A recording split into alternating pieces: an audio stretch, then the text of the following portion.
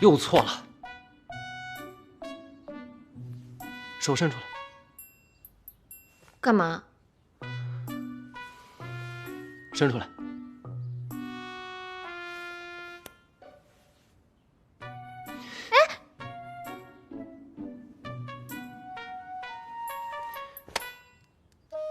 这都念不对，再来。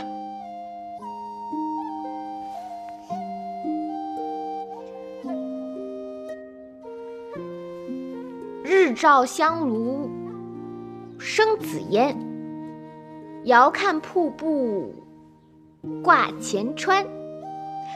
飞流直下3000尺，疑是银河落9天。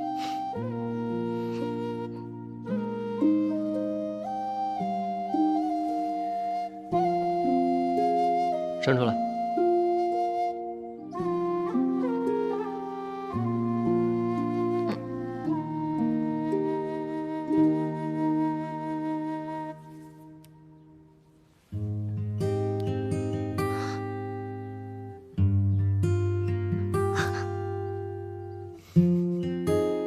坏蛋！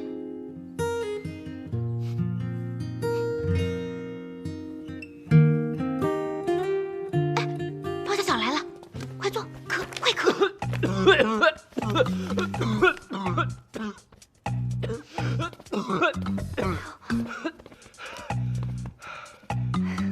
小巧来了，三少奶奶、三少爷，你们看书呢，可让我好找啊！有什么事儿啊？老太君有请。老太君找我什么事儿啊？在咱们齐府，只要是老太君有请，不是好事儿也是大事儿。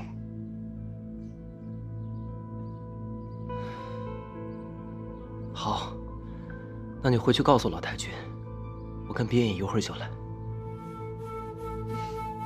好，那我先告退。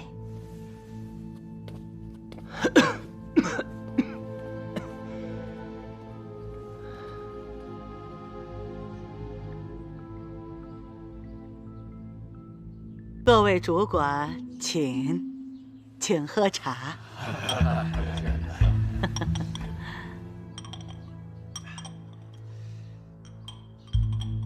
小姐，放轻松，别紧张。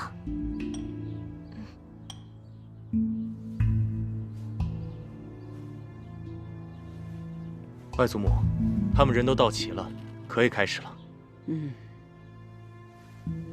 各位主管，今天我要给你们介绍一个人，她是我的孙媳妇，杜冰燕。她娘家在扬州是有名的大商户，16岁她就开始管理商行。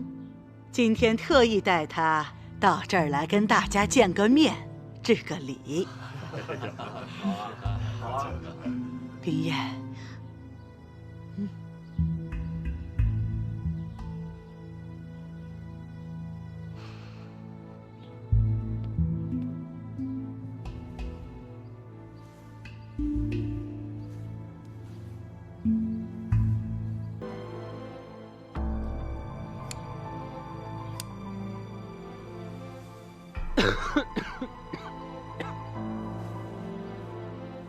明日只要你一见我捏鼻子，你就要装出一副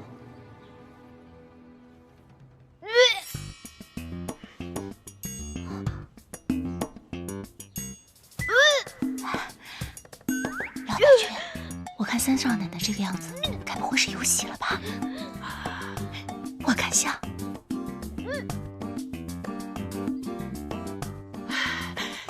冰燕，冰燕，冰燕，冰燕，哎呀，这账不要看了，也不要再算了，你赶紧到房间去休息吧。天磊，快让他回房间休息。是，奶奶。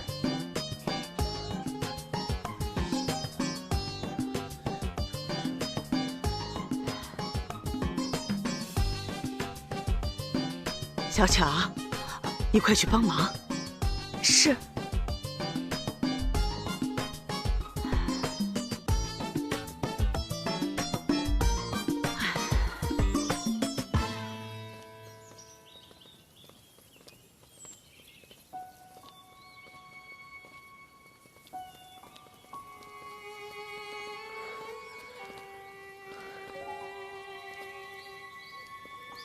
就到这儿吧，小巧，回去告诉老太君就放心吧。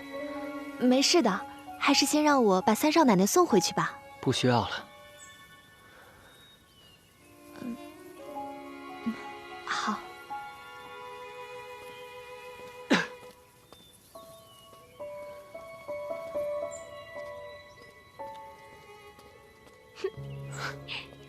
哎，这个病症可真管用，我有，奶奶就让我走了。哎，这到底是什么病的病症啊？以后我遇到麻烦就这么着。我的小姐呀，这个病可是不好时时拿来当挡箭牌的。为何？是游戏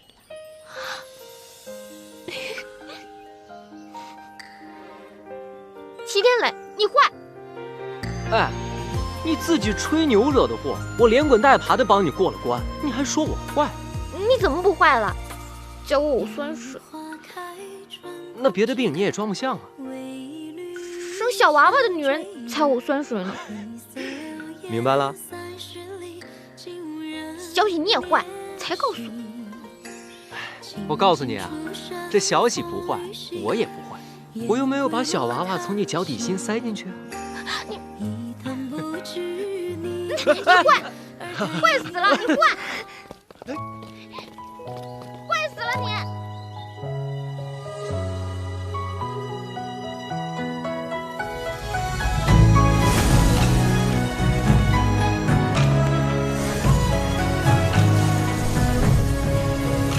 夜色太寂寥，忆起两人之俊俏，一阵相思空念你的妙。清风落嘴角，吹来愁绪红尘飘，一地思念纷飞。眉眼含羞荷，风卷罗裙带。星夜出逃，借月光皎皎，捕捉你的笑到天涯海角。举上夜色千万飘，和着思念熬，熬出缕缕青丝指尖绕。我要在今夜醉倒，半月光皎皎，想念你的好意地动山摇。喝一口美酒良宵，和着相思谣，梦里和你一起等破晓。我要在今夜出逃，借月光皎皎，捕捉你的笑到天涯海角。举上夜色千万飘，和着思念熬，熬出缕缕青丝指尖绕。我要在今夜醉倒，半月光皎皎，想念你的好意地动山摇。春风十里扬州路，名花倾国两生欢。我与玉壶妹妹也是得见佳人，两生欢喜。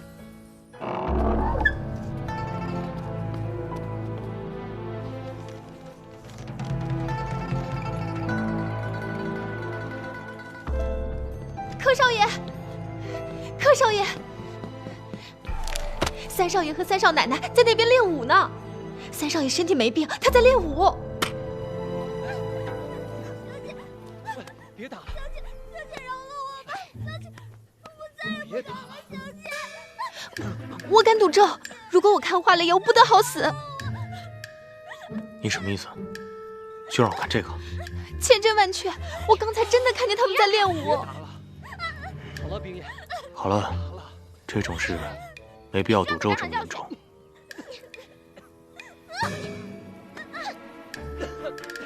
好了，小乔，这件事咱不想了。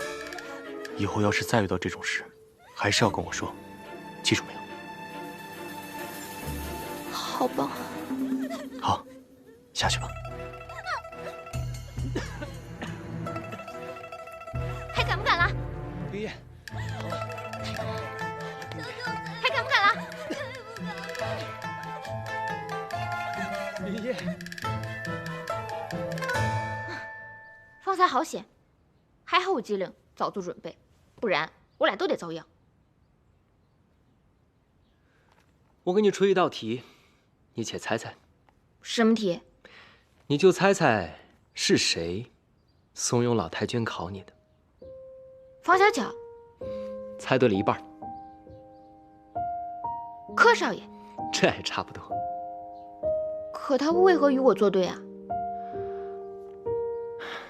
此事说来话长，你再在齐府待些时日，我慢慢告诉你。又跟我打哈哈。我刚来齐府的时候问你，你这是需要冲洗的病秧子吗？你怎么跟我说的？哎，这事儿一两句话是说不清楚的。反正你人都在齐府，以后慢慢告诉你。可你告诉我什么了？你什么都没告诉我，反倒是把我肚子里的话全都掏出来了。齐三公子，你要是再不跟我说清楚，我就……你就怎样？我可防着呢。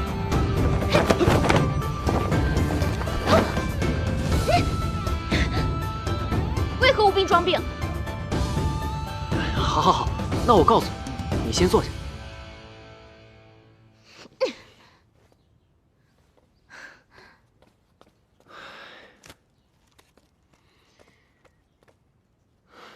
行，那先且说这齐三公子为何有病变无病，无病变装病？你能不能不要这么多废话，赶紧说吧。好好好，我说。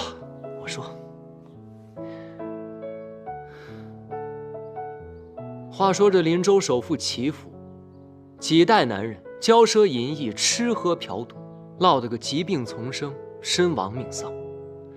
老太君主持家政，只见大哥齐天祥老实敦厚，先天不足；二哥齐天放生性闲散，于是呢，就只能把希望寄托在了我的身上。老太君对我格外宠爱，让我每日待在屋中，休养生息，锦衣玉食，人参燕窝供应不绝。可正是因为这样的宠爱和骄纵，让我灵气有余，精气神不足，落了个病秧子的下场。但这不幸中的万幸，我这歪歪扭扭的病秧子也长大成了人。可是近几年，咱们齐府不知沾染了什么邪气，怪事不断。什么怪事？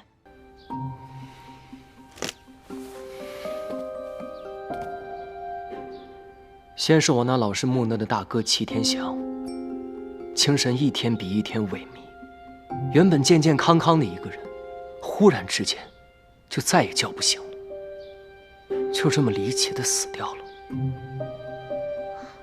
我大哥死后不到1年，我二哥也遭遇了厄运。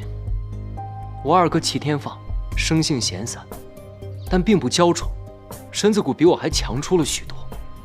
若是他能改掉闲散的毛病，或许也是咱们齐家一名有用的男儿。可就在那个夏天的晚上，天气闷热，二哥齐天放开敞门窗睡在凉席上。夜深人静之后，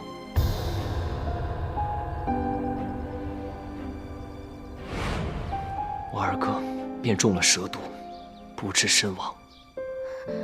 这太蹊跷了，好端端的齐府，为何有这种毒物？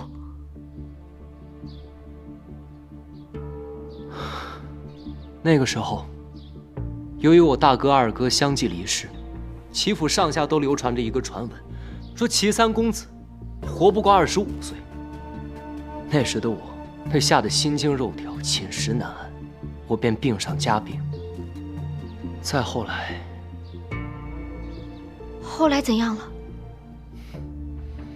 万念俱灰，我就觉得自己是一个被困在金笼子里面的病鸟。我便找了一天，甩掉了所有的丫鬟和仆人，一个人逃到了城池外的荒郊野岭。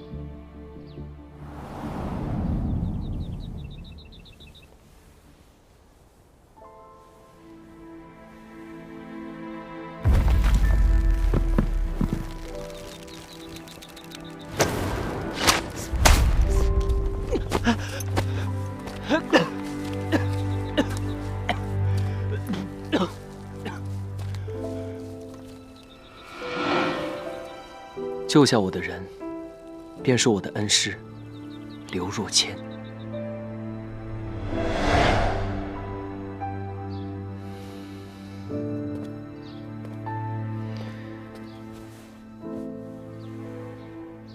师傅将我带回了齐府，带到了奶奶面前，说我还有救，奶奶便将他留到了齐府，他便成了我的师傅，还传授了我一身武功。这么说起来，你还真是不容易。想起以往，恍如隔世，恩师就是我的再生父母。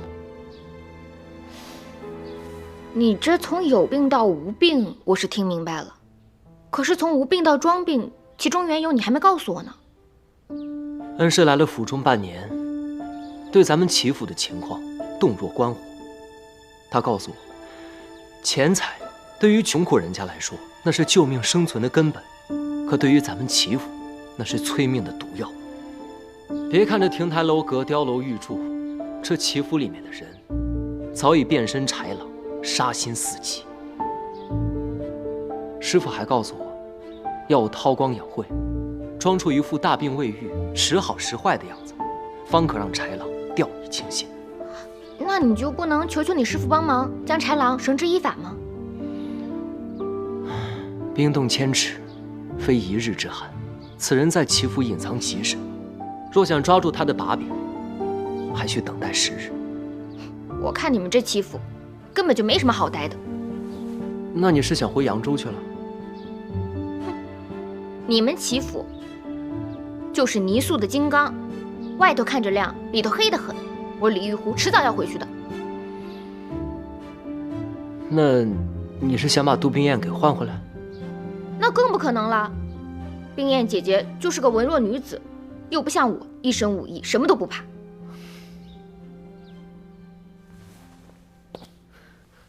玉湖小姐此言一出，价值1000金。我齐天磊不求天不求地，但求玉湖小姐留下来，助我一臂之力。我为何要助你一臂之力？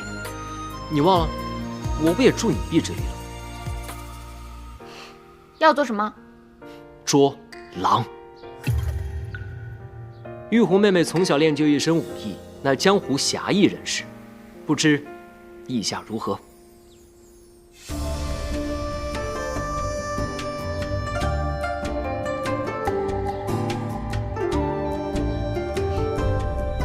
本小姐答应你。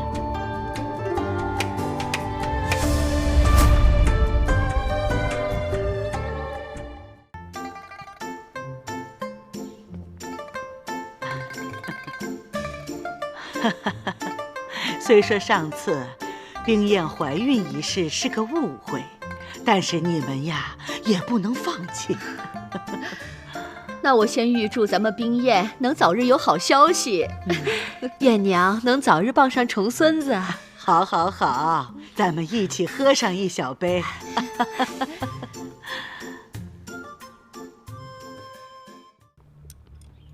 吃吧，吃吧。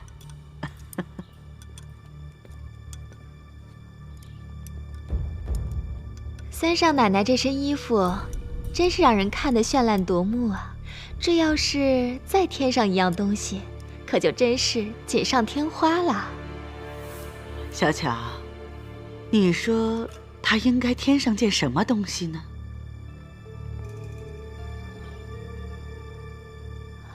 这件东西啊，是现成的，就是那年下聘里您找人专门定做的那只珍贵的水晶燕。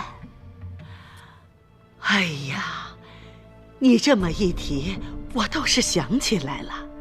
对了，冰雁，当初我可是用你的名字花了大价钱请人打造的那只名贵的水晶燕，你怎么没带上呀？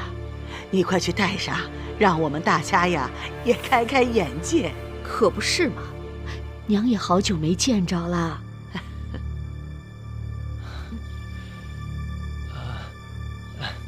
奶奶所言极是，我这就与冰雁回房去拿水晶燕。好，好，母亲，我们去就回。去吧。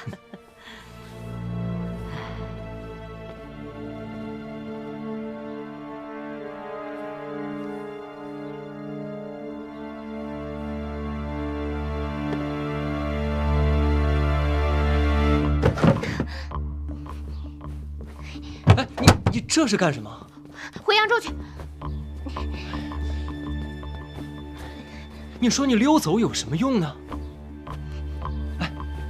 们一起好好想办法，不行吗？我根本就没有水晶焰，想什么办法？哎，我可以去跟奶奶说，水晶焰我没有拿过来，放在扬州的家里了。若是刚才方巧巧发难的时候你就这么说，或许还能搪塞过去。现在说，晚了。那你就再装病一次，糊弄过去。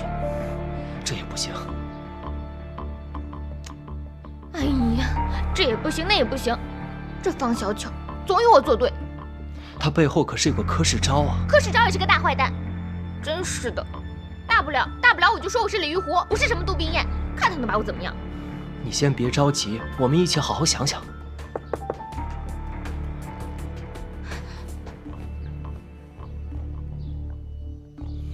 进。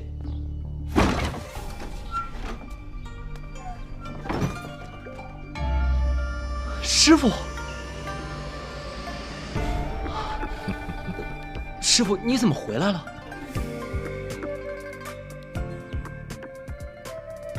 我这次回来有一件十分重要的事情，我在荆州遇到一个人，是真正的杜冰雁。他让我把这份礼物要亲手交给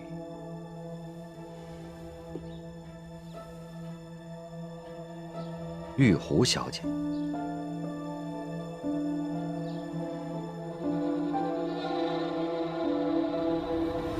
交给我。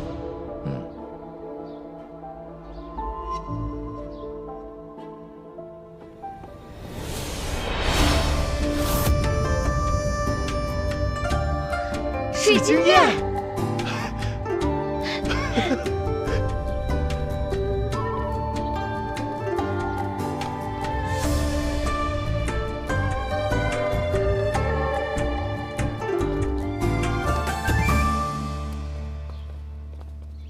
这个柯世昭三番五次为难我们，这次就让他竹篮打水一场空。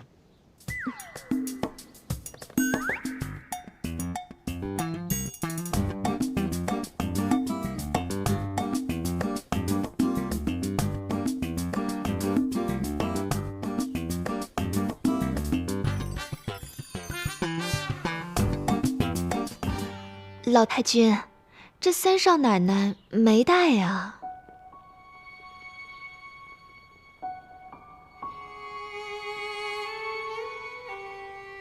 冰雁，你的水晶焰呢？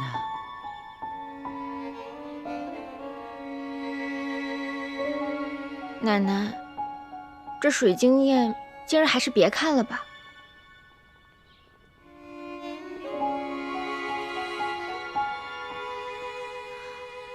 老太君，这水晶焰是三少爷和三少奶奶缔结姻缘之物。您瞧，这大伙儿都等着沾沾这水晶焰的喜气呢。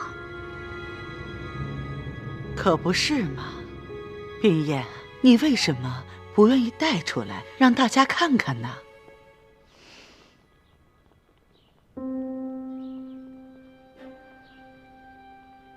奶奶，这水晶焰是贵重之物，我一到府里的第2日，就把它交给天磊了。方才我俩回去寻，可是没有找到。天磊啊，你怎么这么不小心呢？老太君，这水晶焰贵重的很，不会无缘无故不见的。难道是家贼？啊？依我看，若真是家贼，这三少爷院里的丫头小厮可就都得换一换了。巧巧，丫头就不用换了，我院里面也没有家贼。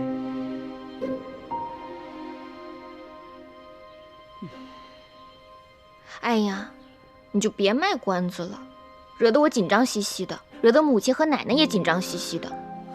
这么大个人了，放东西都不知道放哪儿，若不是他自己掉出来，我都不知道该怎么跟奶奶交代呢。拿出来吧。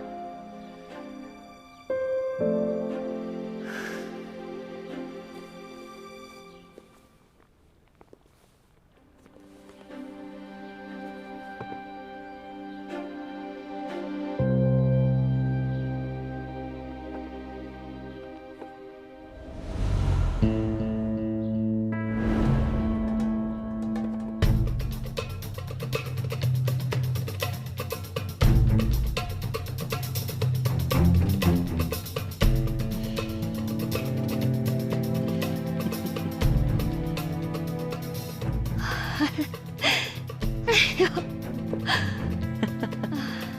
老太君，你瞧，还是那么精致。对了对了，就是这只雁。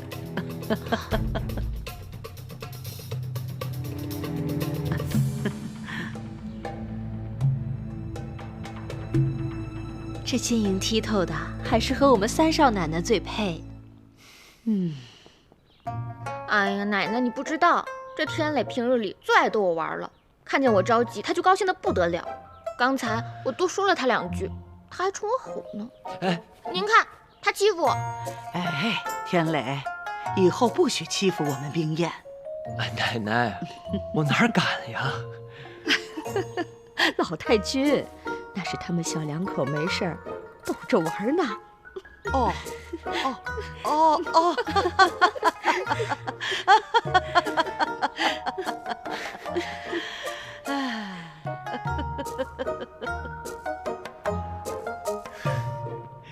哎，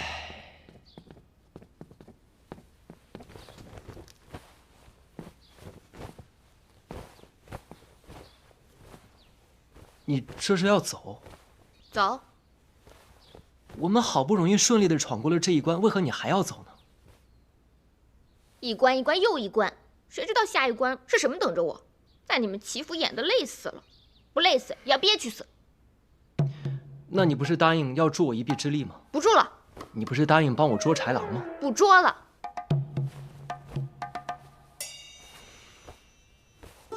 好，那你准备什么时候走啊？我想什么时候走就什么时候走，管不着。好，那你决定要走，我也没有办法。要走，便早些走吧。好在老太君想的周全，已经替我物色好了另一位女子。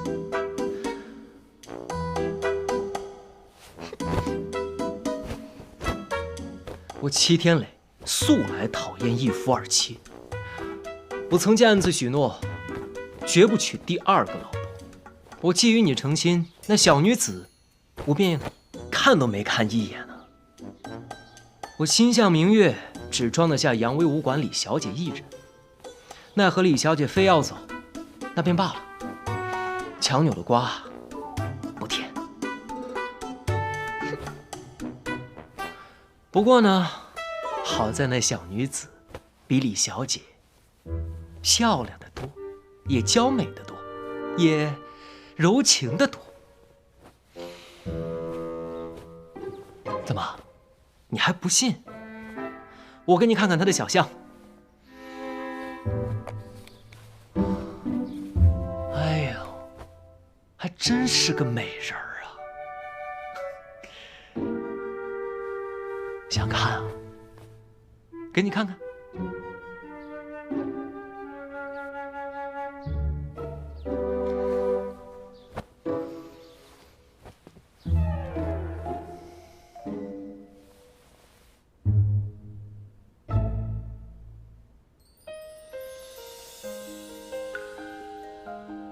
怎么样？是比李玉虎要漂亮得多吧？讨厌。鸟语花开春空气，为一缕香追忆。别走好吗？一色流叶30里，竟无人怜惜。我不要什么大家闺秀的小女子，我只要李玉虎。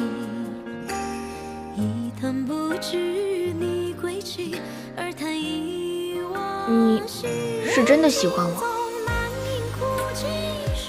你还真是个笨蛋！你难道真的看不出来我齐天烈满心满眼都是你吗？我又不可能钻到你心眼里去。我不知道。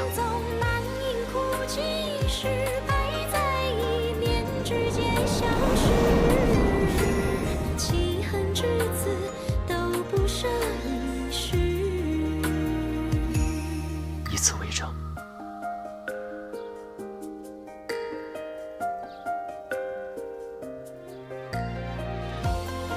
怎么，还是不信？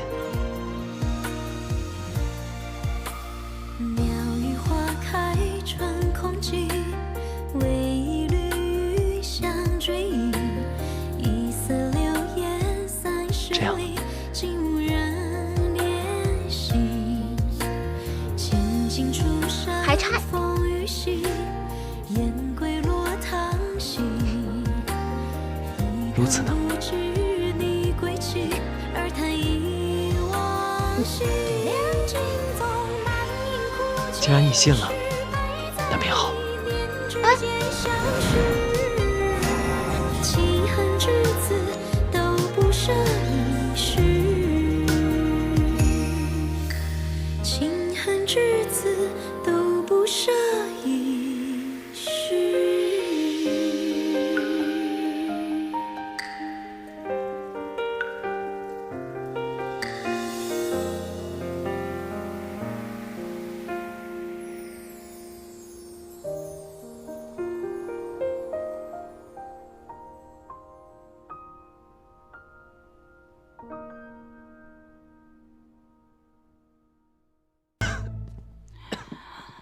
天磊，奶奶来了。别起来，别起来，快坐下，坐下。哎呀，你是不是旧疾又犯了？奶奶放心吧，没事儿的。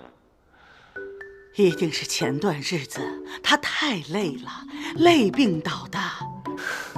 奶奶不碍事的。最近天气闷热，孙儿胸口憋闷。早些年刘师傅在，都会带我去山林别院静养。今年师傅不在，身子也就虚弱些。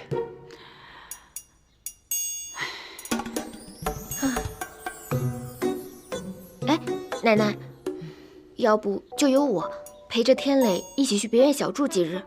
听天磊说，那里山清水秀，空气清新，或许对养病有好处。我怕，若是等着刘若谦师傅回来，天磊不知道要变成什么样子了。也好，要不这样吧，让你表哥派人送你们俩过去。奶奶，表哥他还要打理咱们齐府的生意，公务繁忙，就别再劳他费心了。有冰燕陪我，一切都会处理得妥妥当当。冰燕呐，那我就把天磊托付给你了啊！奶奶，您就放心吧。哦，对了，奶奶，我见叶生妹妹整日闷在房里，能不能把她也带上啊？那个别院清新又安静，方便她散心。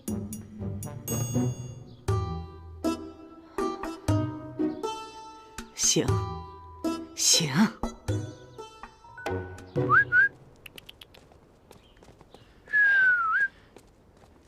少爷，看来三公子病得确实不轻啊。不可以大意。你的人靠谱吗？放心吧，我的人绝对靠谱。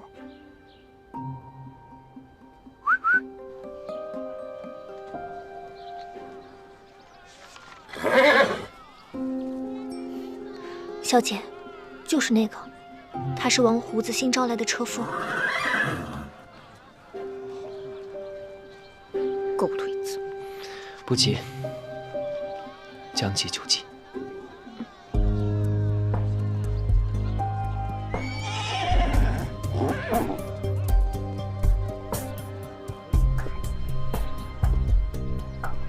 小喜，你跟叶生先走，记得去东街办事，一切小心。是。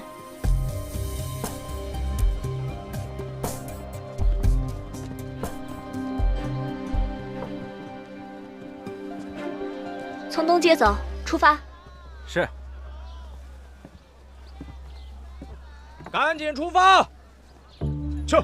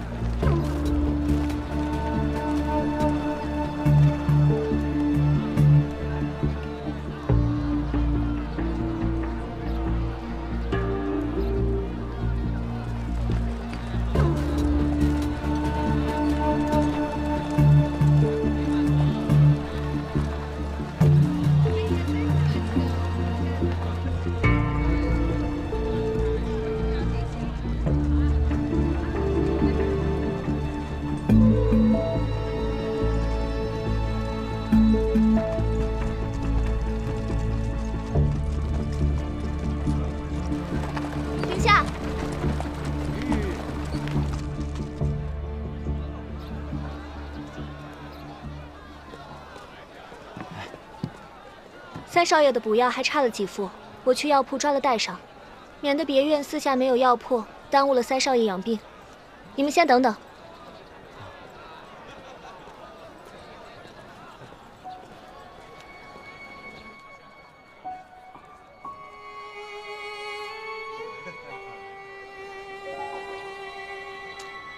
哎，兄弟，来，帮我看会儿马，我去拉肚子，好不好？一会儿就回来。快点啊！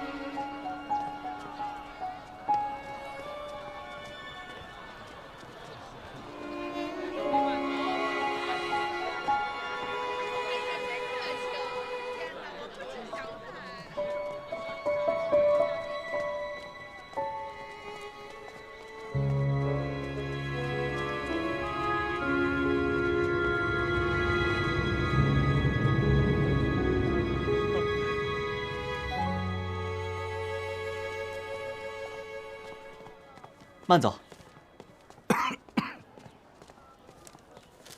就按药方上的准备。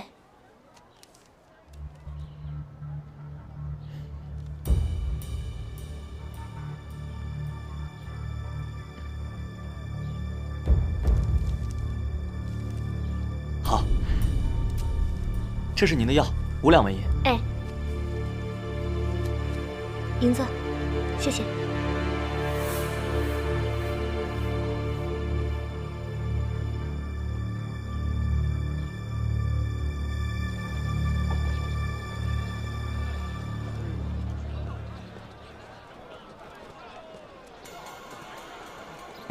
药抓好了。三少爷身子弱，受不得颠簸，你们啊慢着点儿，咱们也不赶时间，压着点儿走。啊。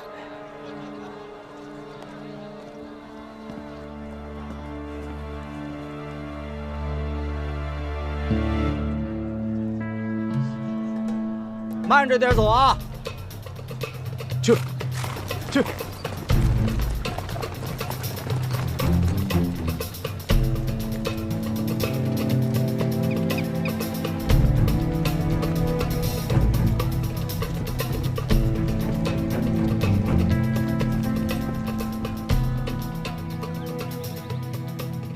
我与三少奶奶在这内房当中养病，儿童不要打扰。你们便守在这大门口，住在偏房中即可。如有不听命的，待我们回府之后，三少爷禀明老太君，肯定会重罚，并且打发你们出府。听明白了吗？明白。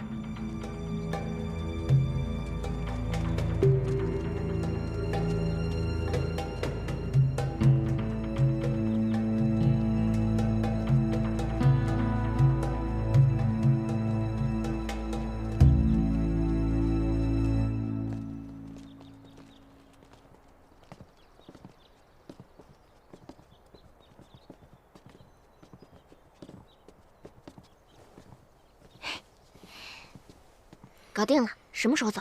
择日不如撞日，就在今夜，清风拂林之时。今夜怎么走啊？师傅在此别院还另有一条西径。小喜，你便安顿在此，按计划行事。明白，三少爷。哟，二位兄弟职业辛苦，上好的女儿红，来2口。来，这个时候不能喝。哎呀，夜长喝2口解乏嘛。来，一块喝，来，喝呀！快！来，三少爷怎么今天那么安静？给我再喝一口。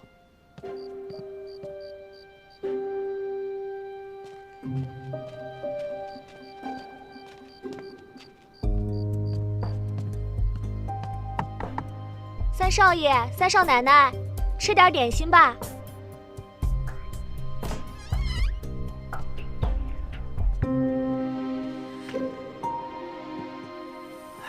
来，给我一口。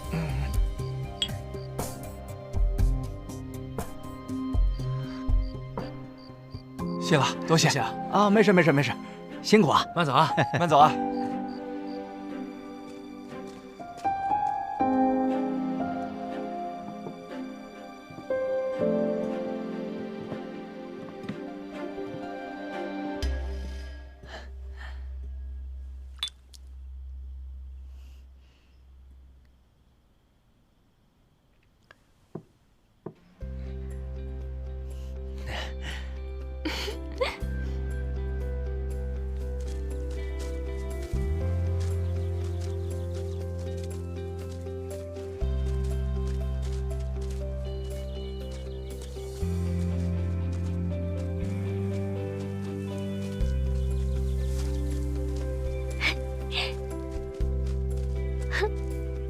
没想到这个别院还有这么一条暗道，真精巧。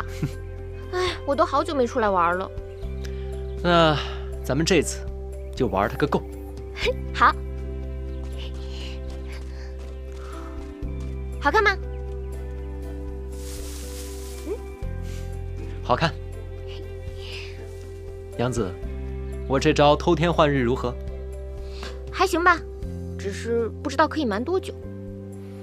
是，所以咱们也只能将计就计，速速寻找证人瞎眼老太，然后赶紧回来才行。哎，我都好久没出来玩了，在你们欺负都要待烦了。这次出来得好好玩一玩。哎，你知道江州有什么好玩的吗？你想玩的应有尽有。那赶紧走吧。走啊，跟我比一比。行。去。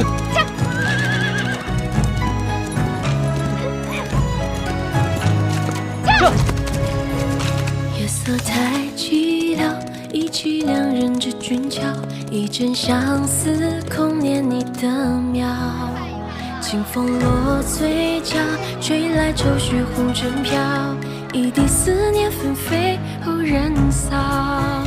我要在青叶出逃，借月光皎皎，捕捉你的笑到天涯海角。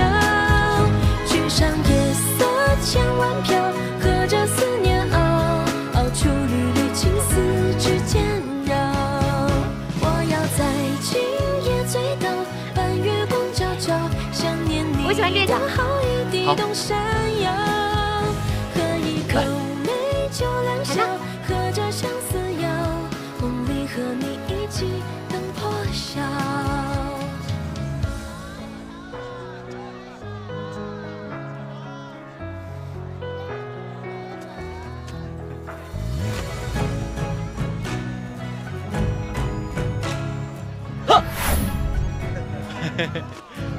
娘子别打！哎，让你吓我！哎，去那边，去那边。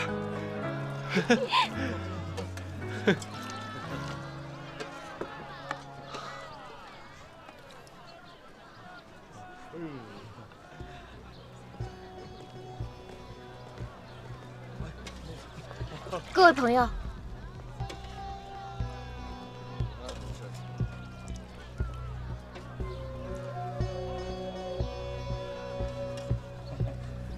江湖九流聚兄弟，出门在外靠朋友，顺风耳、千里眼、欲寻宝驹、找马眼。这谁呀？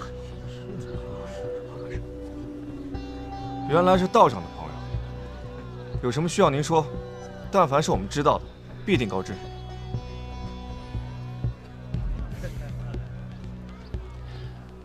诸位兄弟，你们可否认识一位瞎眼老太，年约50岁左右？他的儿子也曾做过乞丐，还曾跟随贵人逍遥过一段时间，却在1年前离奇的死了。朋友，这单生意我做不了。酬劳可谈。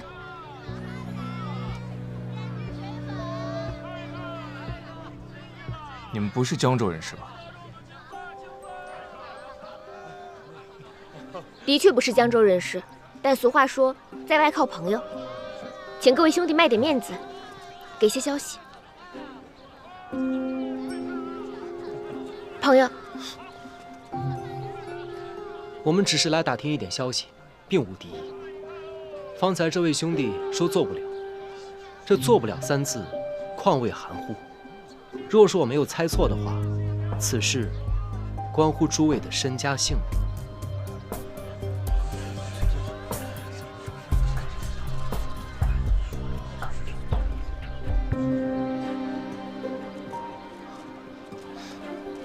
2位贵人睿智，我等不便趟这趟浑水，还请2位朋友莫要再逗留，离开此地。兄弟，你不便说，我们也就不问了。这些钱财，你拿着，给诸位兄弟分一分，买些吃食。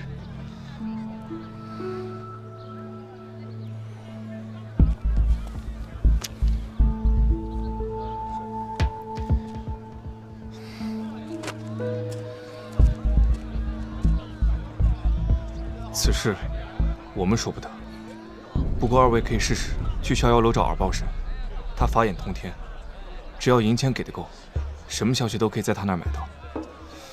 多谢。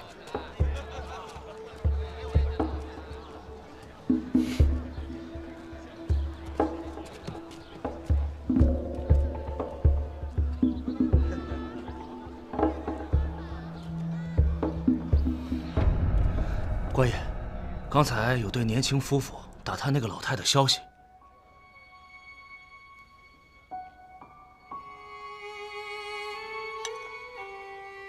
什么人？听口音不像江州人士，那男的一副白面小生的模样，那女的倒是有几分姿色。啊，对，还有点江湖气。这样，你带兄弟们，一面继续暗中打探那个老太的消息，另一面给我死死地盯紧了这2个可疑的人，一旦有任何消息，立马来报我。是。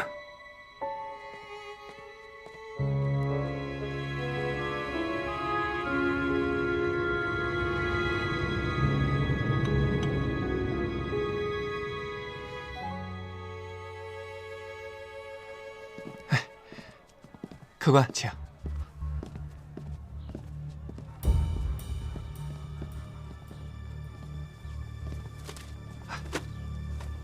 2位客官有什么需要，随时吩咐我。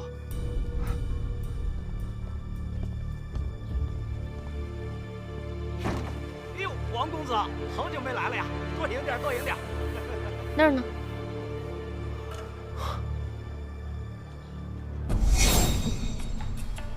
这逍遥楼原本就是做这类生意的，鱼龙混杂的赌场，消息自然灵通了。走吧。等等，去这种地方打探消息，自然要有些门道。门道？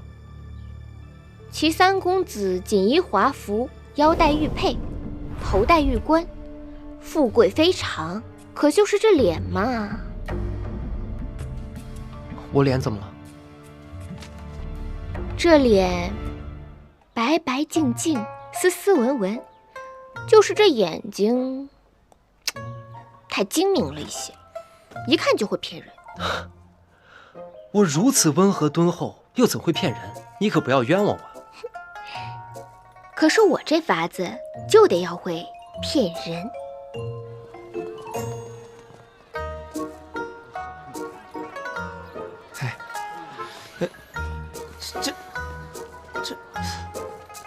这是我糊涂了，明明刚刚入住客房的是一对恩爱小夫妻啊！哎，你可要记住了，从现在开始呢，你就是鲜少出门的阔少，人傻钱多的富家子，反正不能把你的精明劲儿给露出来了。哎，小生初次进城，虽然家财万贯，但也只知之乎者也。今日偷跑出来，想找个乐子。就这样，就这样。哎，那你也要记好了，你现在就是地痞无赖小流氓，可千万要小心谨慎。如遇凶险，我一摸鼻子，你便要小心收敛。记住了，走吧。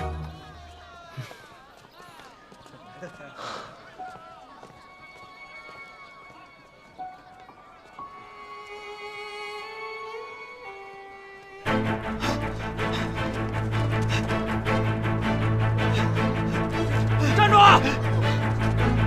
站住！追他！站住！别跑，乞丐！别跑！站住啊！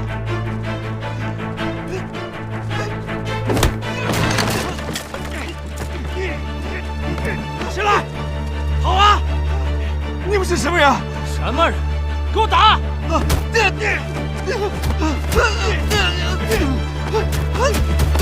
看什么看啊！大人饶命！大人饶命！大人饶命！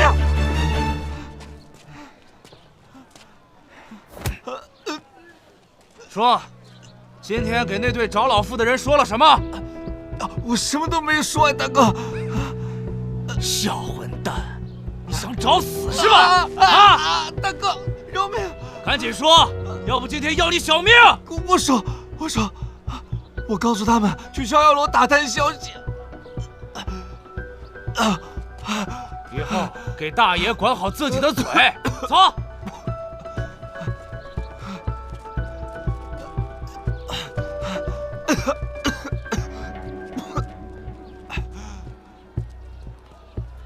这位公子，看您贵气逼人，紫气东来，今日定能财源滚滚啊！公子，里边请，玩两手，瞧瞧。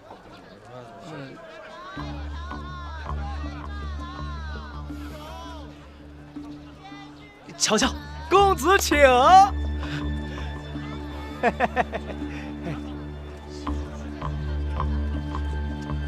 请。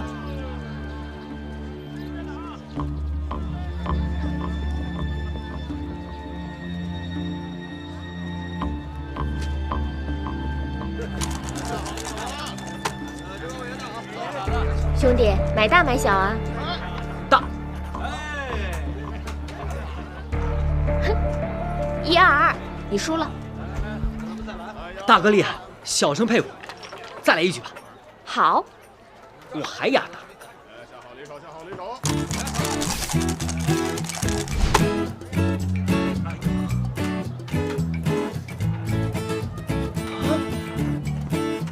哈哈。再来。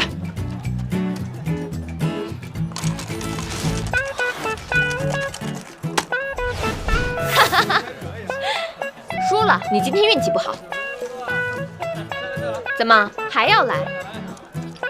你这次输了，身上这件衣服可就保不住了。来，大。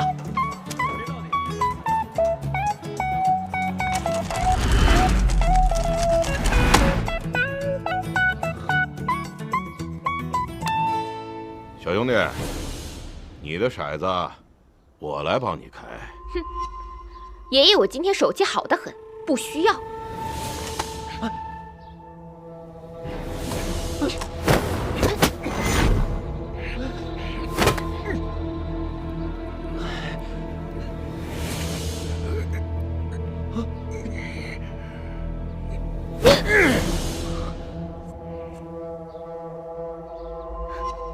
大，是小生赢了，是小生赢了，小生赢了！这是作弊，不算。哎，这可是我们逍遥楼的东家，大度有容、笑口常开的耳报神，怎么不算？哼，原来是大东家，小的有眼不识泰山，失敬失敬。小兄弟，这么好的手气，得再玩两把。我做个东。那我就再陪您玩两把。请。我也要来，乘胜追击方能破敌。再来一局，我全下。好。你呢？我压大。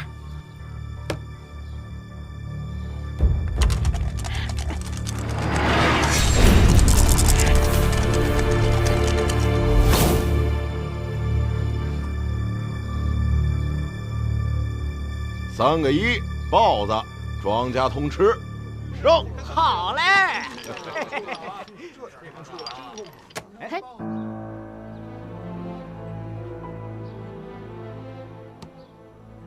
小兄弟，赌局的规矩，愿赌服输，你这是要砸我场子呀？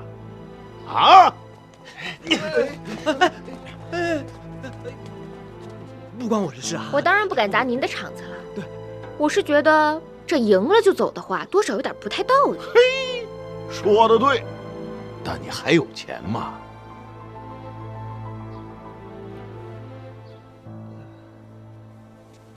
哎，那是家中长辈所赐。这么个破石头，你真的拿我耳报神当叫花子？少了，这儿还有，而且这家伙看起来像是富贵人家的子弟。若是他输了，便让他打白条，让他家人还。啊，大哥，这万万不可呀，这个不行啊！没事的，这一把全赢回来。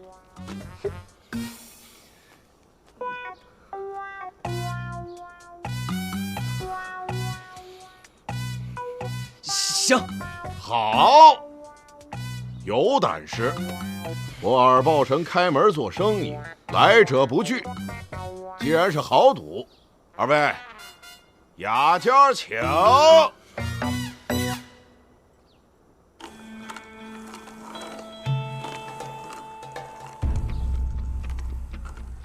慢着，你我二人皆是赌场老手，我看这一局谁掷骰子都不合适，要不挑个新手如何？说的有道理。这逍遥楼是我的地盘，咱不能让外人说我欺客呀。是啊，这骰子由谁来摇？你选。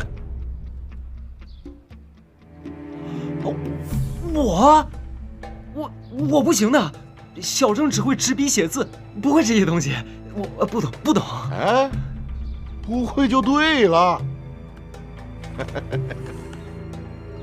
你来摇。兄弟，看你了。我试试。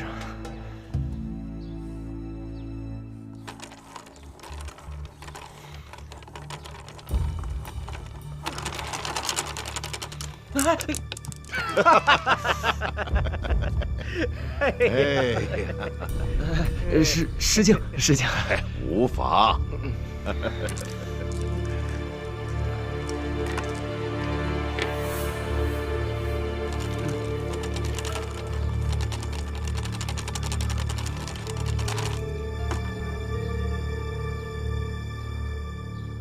好了，我先选小。那我就选大。大。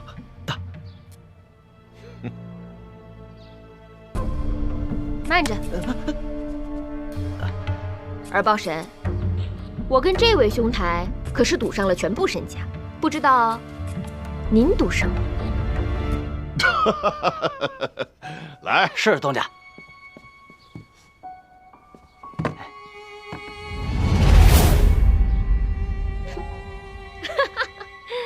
二豹神，我们兄弟二人可是赌上了全部身家，您就这么些银子，怕是有些小气了吧？依我看，若是您输了，就把这半个逍遥楼输给我们俩。大胆！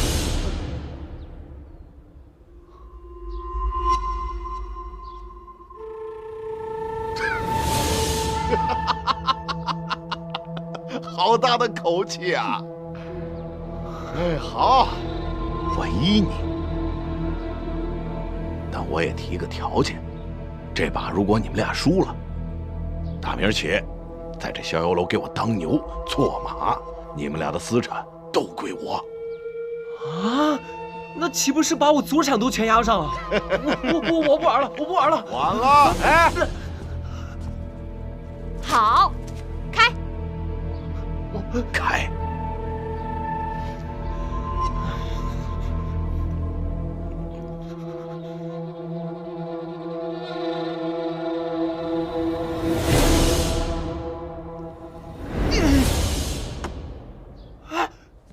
我赢了，我们赢了！不可能，我明明吩咐他，吩咐人把这骰子动了手脚。胡说！这骰子难道是刚才掉在地上的时候？失敬。是你换了。您的骰子在这儿。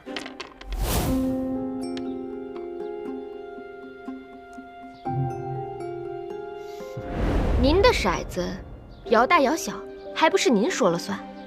我们二人怎么会这么傻，把自己的身家性命全押上？二豹神，你这半个逍遥楼以后就归我们管了。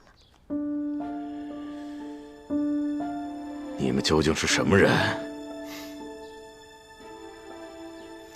我们也无心为难耳报神您，只是听耳报神耳听八方，任何消息都逃不过你的眼睛，所以特地来此跟您询个消息。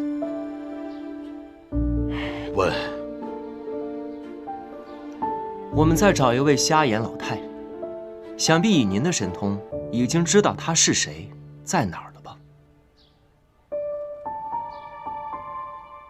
早就听丐帮的兄弟说，有2个人在外边瞎打听，就是你们俩。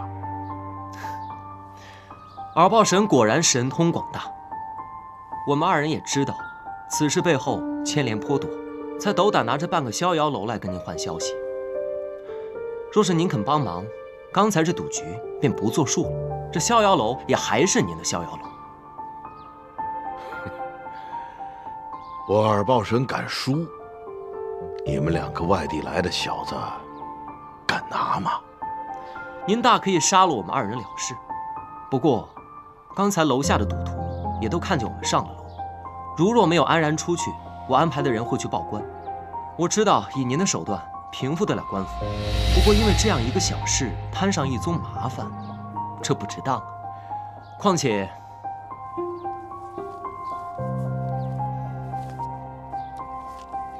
我们也都是打开门做生意，这一点钱财，小小心意。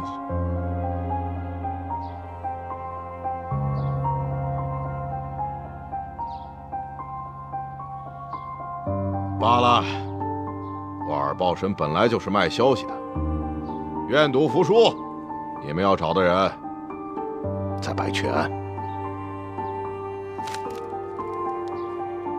多谢前辈，晚辈属实迫不得已，还望前辈海涵。不必了，拿人钱财与人消灾，你2人速速离去吧，晚了恐怕要节外生枝。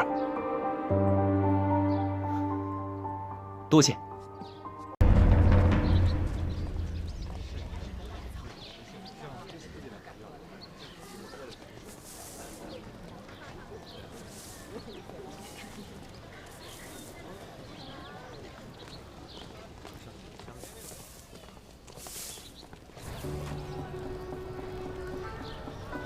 打扰2位，不知你们2位是否见过一位年龄50岁左右的瞎了眼的乞丐老太？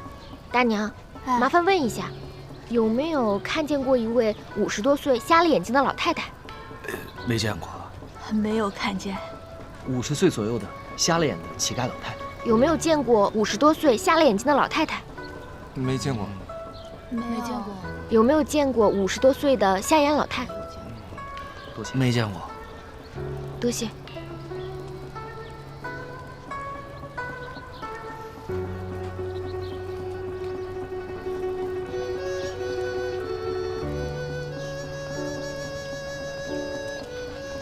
难道是这耳报神给的消息有误吗？应该不会。江湖中人各有各的活路，耳报神在江州这一块就是吃卖消息这口饭的，他不会砸自己的招牌。哎，不玩了，不玩了！我都当了1天小偷了，我要当大侠。木剑给我。小偷，你可要小心了！现在我换了身份，当大侠了。嘿。对呀。换身份，我怎么没想到呢？想到什么了？这瞎眼老太被追杀了那么多年，为保性命，说不定现在已经换了一个身份，不再是乞丐。不再是乞丐。可是这庵里除了乞丐，那只剩……我明白了。哎，小师太，请问一下，你们庵中有没有一位瞎了眼的师傅？你说的是陆玄师太吧？他此刻正在斋堂用斋饭呢。多谢。走。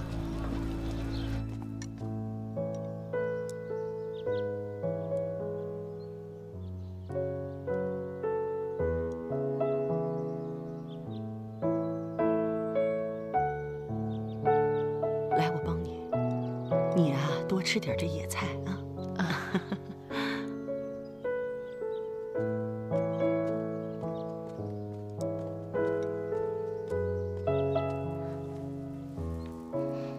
如何？打听到了，师傅法号陆玄，去年刚到暗中来剃度，在此之前无依无靠，四处流浪。那就8九不离10了，就是他。走。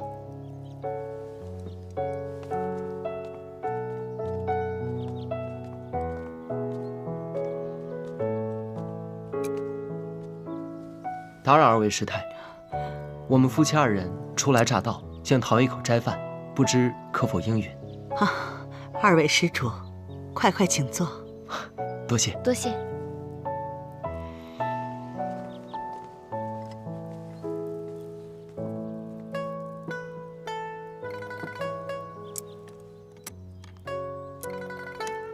多谢。近来暗中救济的贫困灾民越来越多，开支越来越大。为了节俭，斋饭中多选用野菜作为辅食。幸好有我们的陆玄师太颇懂烹饪之法，每日换着花样的做斋饭，倒也颇为有趣。2位贵客，尝个鲜吧。好。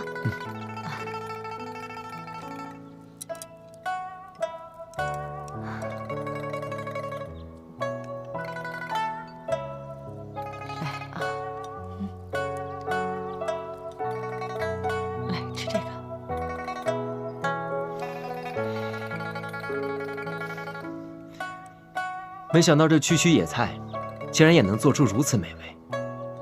全林州的厨子都做不出这样的美味。来，再点菜啊，再吃点这个。来，给。2位师太感情很好啊。住持师太慈悲为怀，他可是陆玄师太的救命恩人呢。哎，你且出去看看，看看香客们的斋饭可做好了吗？是。刚才那位小师傅说救命恩人，不知是陆玄师太早年间遭受过什么劫难吗？都是些陈年往事，不提也罢。这说来也巧，我们夫妻2人的一位朋友是江州人，去年家中遭遇横祸，不得不离开了家乡。在离开江州之前呢，他曾经接济过一位瞎眼的乞丐老太。得知我们夫妻2人要来江州之后，便嘱托我们要来探望探望他，想知道故人是否安好。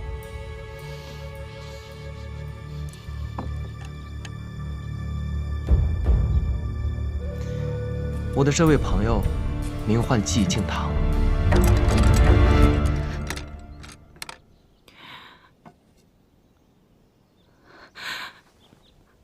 善哉善哉，天下受苦的人太多了，愿佛祖保佑庇护。看着2位不像本地人吧？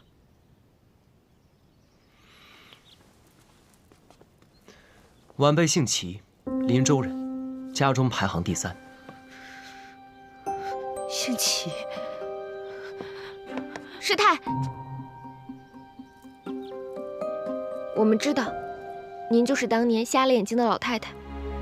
我夫君是齐家3公子，这一次特地来江州，就是来寻您的。残害您儿子的人，在江州横行霸道，在齐家也作恶多端。我们想告发他，惩举他，却苦于没有证据。您跟我们回到林州去当人证吧，去把他的恶行说出来，我们一起收拾他。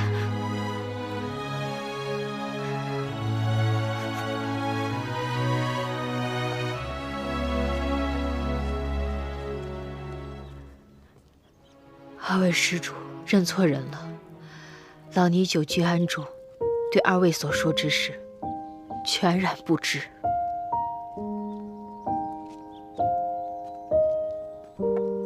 师太，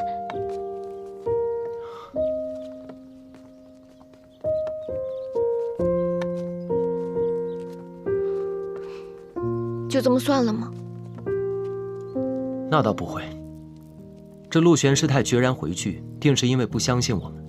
毕竟我这齐3公子，可是跟害死他儿子的柯世昭是一家的呢。那可怎么办啊？先取得陆玄师太的信任吧，再想办法把他带回林州。我们就不依不饶，缠到他答应。那叫动之以情，晓之以理。找师太去。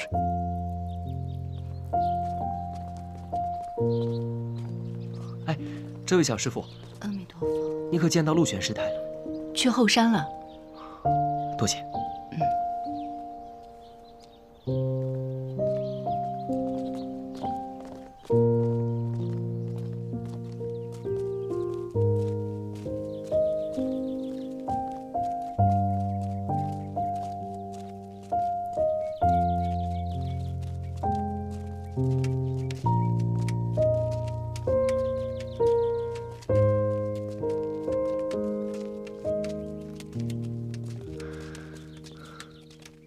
师太，我们是齐家夫妇。二位施主，请回吧。你们认错人了，我不是你们要找的那位。师太，我知道您还是不肯信任我们，我们也深深为您和您儿子的事感到痛心。但寂静堂告诉我们，您儿子走后，柯世昭便搬到了季家药铺。阿弥陀佛，作孽呀！老尼每日会为你所说的那位苦主诵经超度，愿他来世多生个好人家。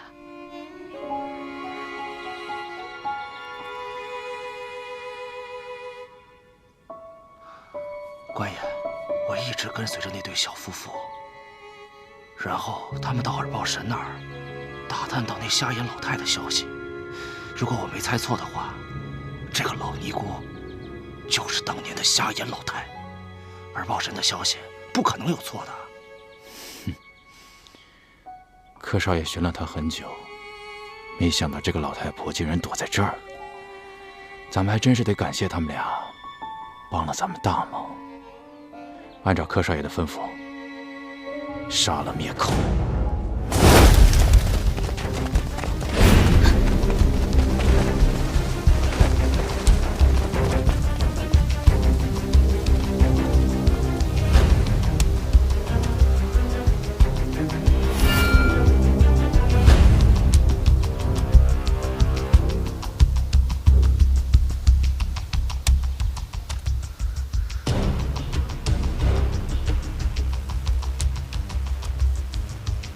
你们是什么人？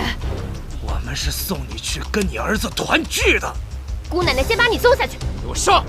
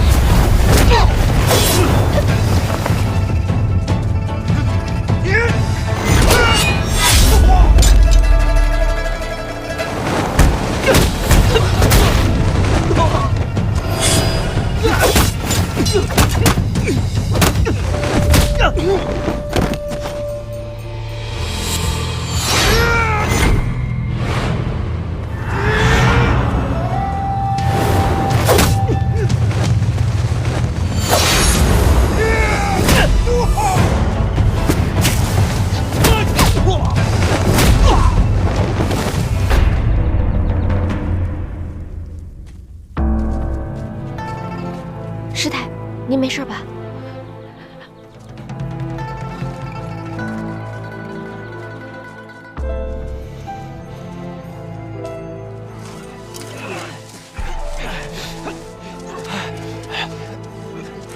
官爷，你没事吧？让兄弟们把下山的路给我围了，继续给我追！啊！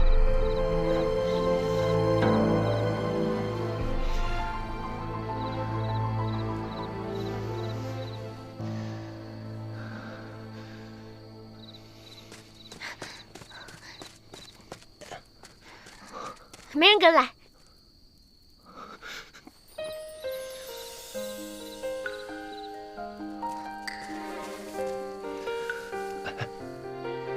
给我看看。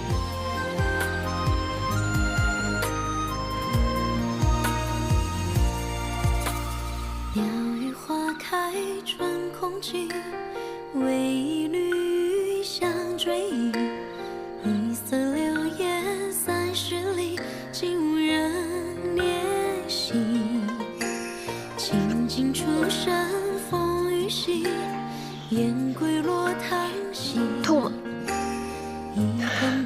不疼。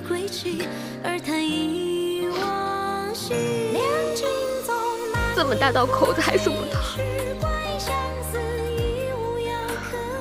没事，这一点小伤真不疼的。齐天磊，被人欺负说不疼，被人打也说不疼，这么大的口子你说不疼？你在我面前不要装啊！都怪我没有保护好你。要不是我家娘子武艺高强，我早就被劈成几十瓣了。别哭了，就知道逗我，就知道笑嘻嘻。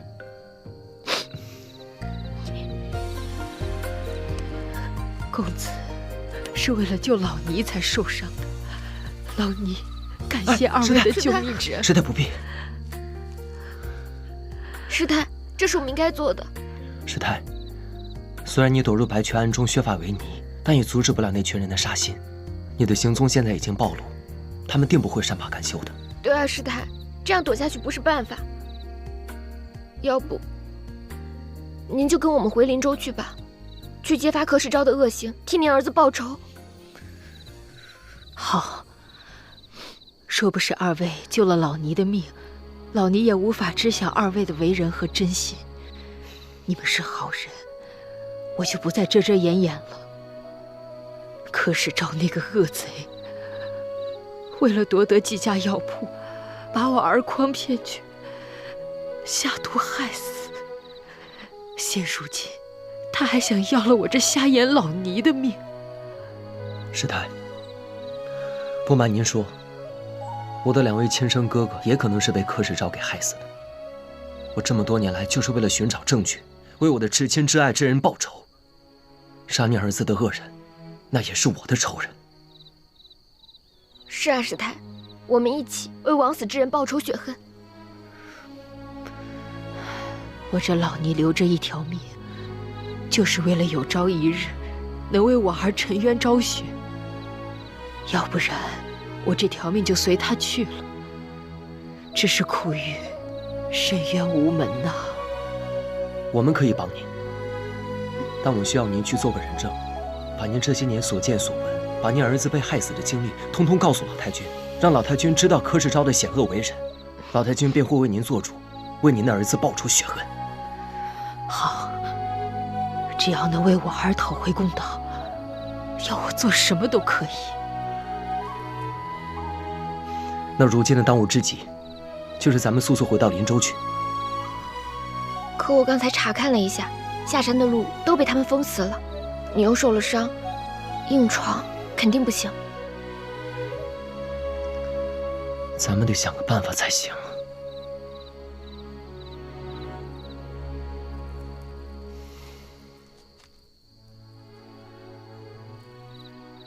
师太，那一车臭臭的东西，装的是什么呀？哦，小师傅们将夜香存放到此处，等夜香车满了，夜香郎就会把它送到白雀庵的菜园子里。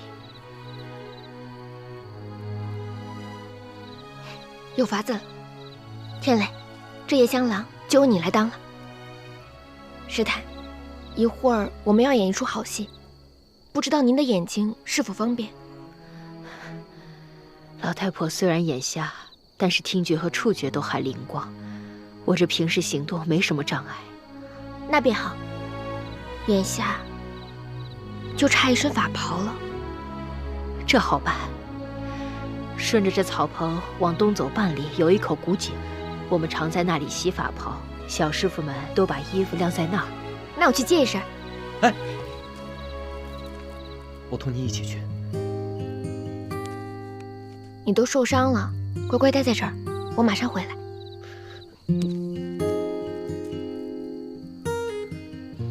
我打不过还跑不过吗？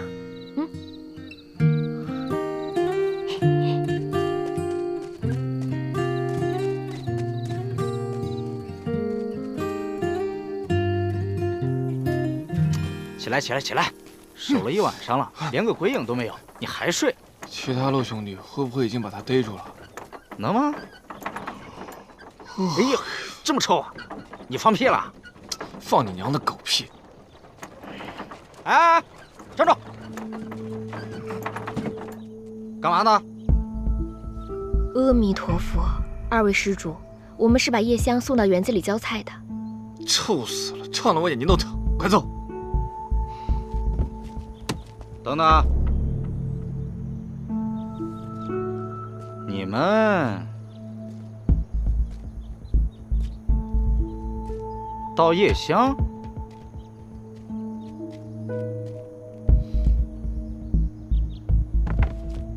确实是到叶香的。这太臭了！你这小徒弟怎么这么恶心啊？干上！快走！滚！走！哎呀，你快点儿！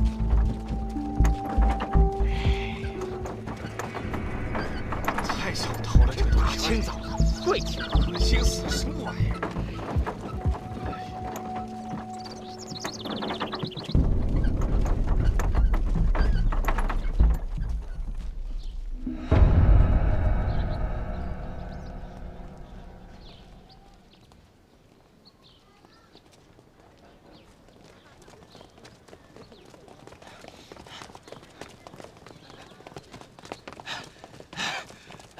官爷，这暗中上上下下都找遍了，那3个人不见了。不见了？难道他们插着翅膀飞走了吗？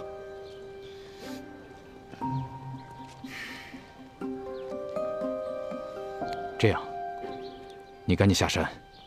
那个男的受伤了，走不远，我断定他还在城内，挖地3尺，也要把他给我找出来。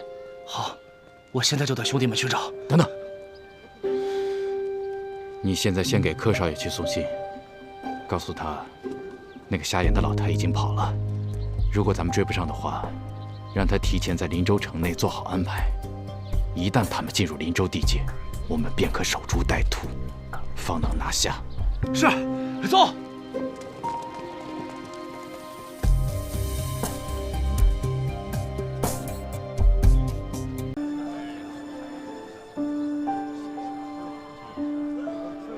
军爷，军爷辛苦了。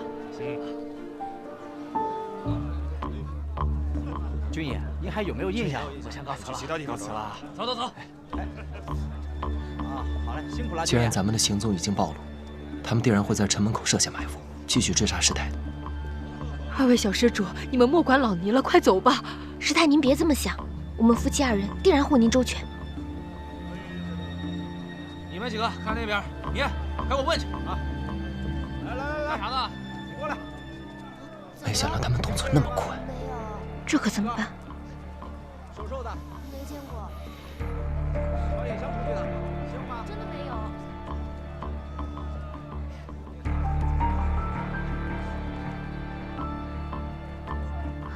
有了。你又有办法了？等着瞧吧。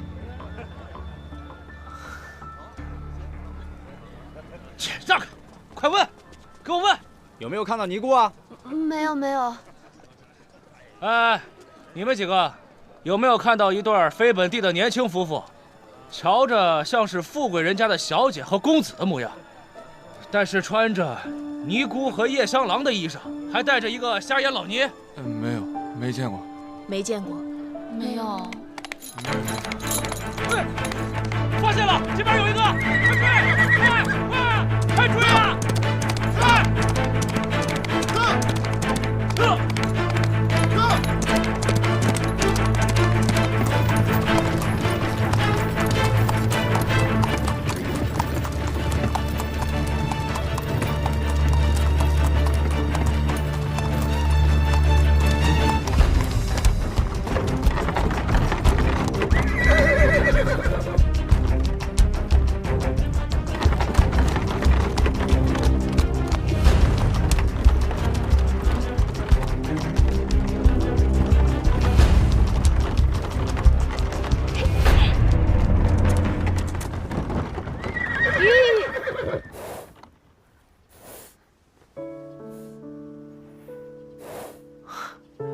算起来，他们也该差不多抓住我们的替身了。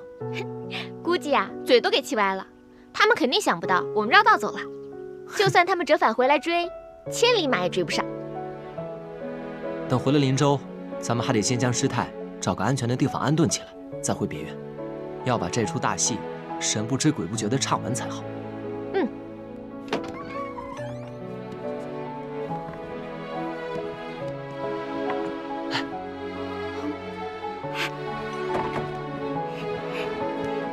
你们回来了，那是当然。此行虽然凶险万分，但也一切安好。什么安好啊？你的手，这点伤算不得什么，休养几日便会好的。最重要的是，咱们把要找的人给带回来了。建堂兄弟，你的仇很快就会得报。不过此事事关重大，切不可让柯世昭提前知晓，否则他定会痛下杀招。这段时间你要小心谨慎，切不可大意。好，还有一件事。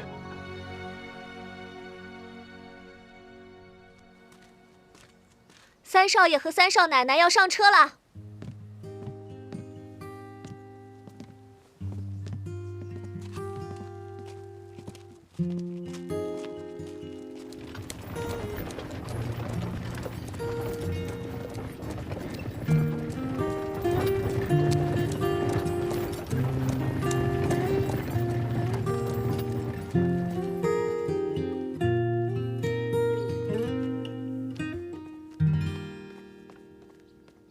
少爷，江州来的信。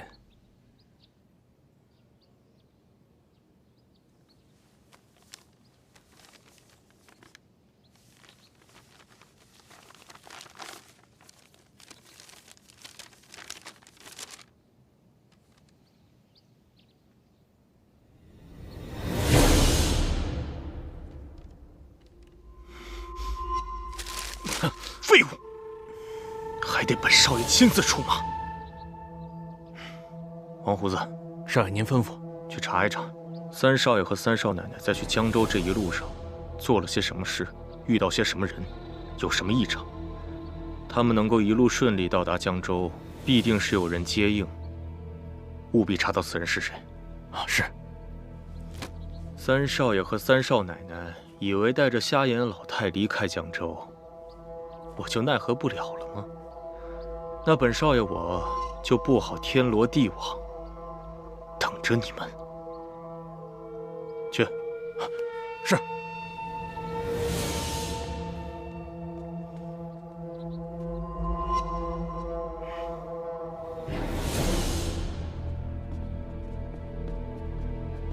客官，这就是天字1号简了。哎，多谢小哥。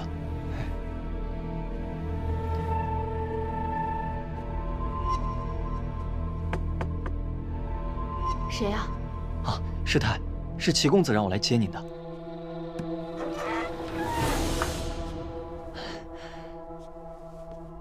师太，齐公子已经安排好了，马车就在楼下，带我们从这郊区回到林州城。您先暂住我家的药馆，那里很安全。好，我们快走吧。来。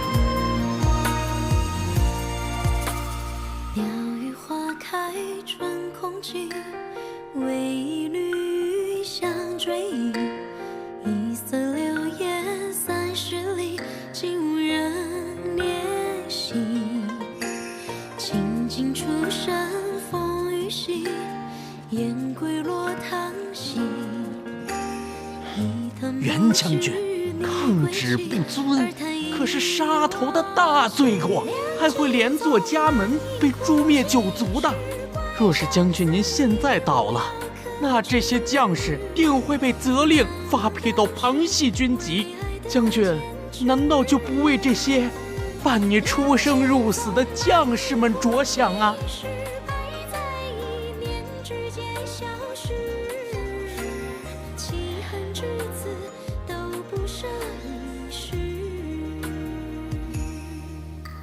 子任，你怎么在这儿？我出来透透气。怎么了？是出什么事了吗？没事儿。走吧，我们进去吧。走。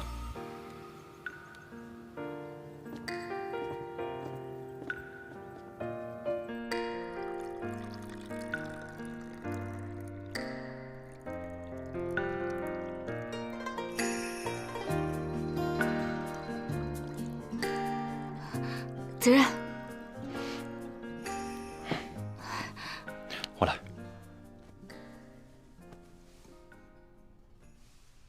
子任，你今天怎么心事重重的？那皇上的圣旨到底说了什么呀？说我玉帝有功，所以敕封我为定北侯。那这不是大喜事吗？应该高兴才是啊。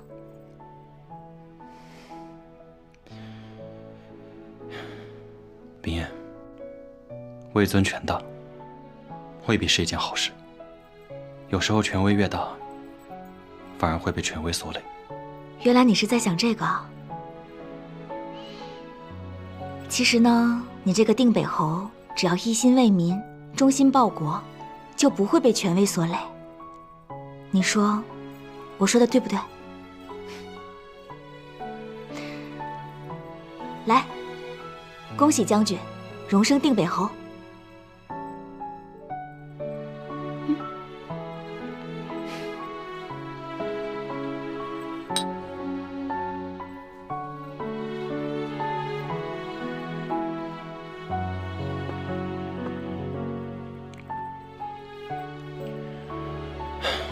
宦海沉浮，劫凶难料啊。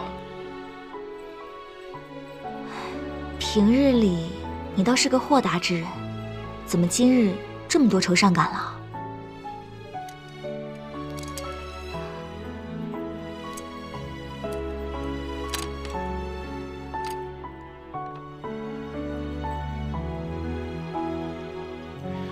冰燕，自小我就是个福薄缘浅之人，我怕享了过多的福之后，会蒙受不断的灾害。加官进爵，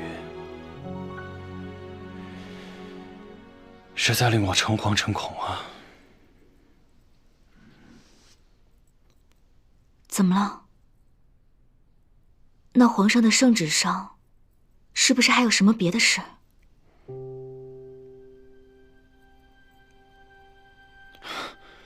没有。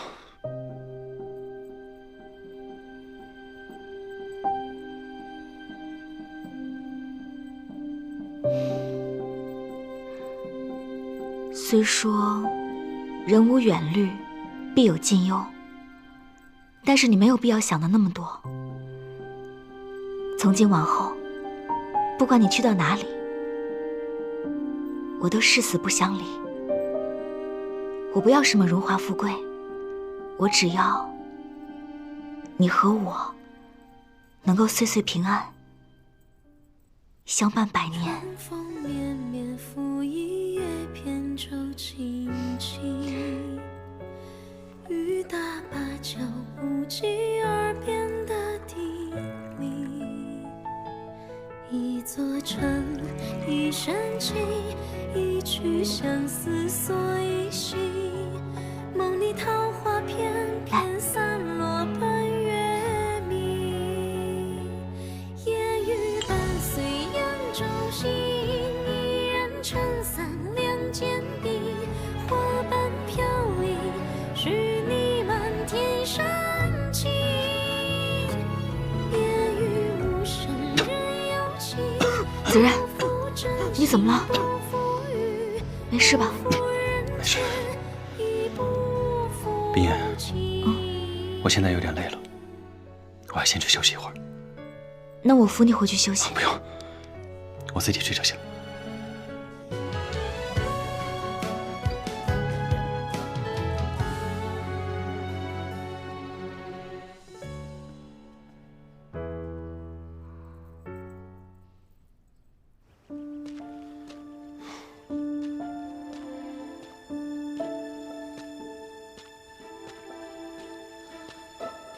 评委，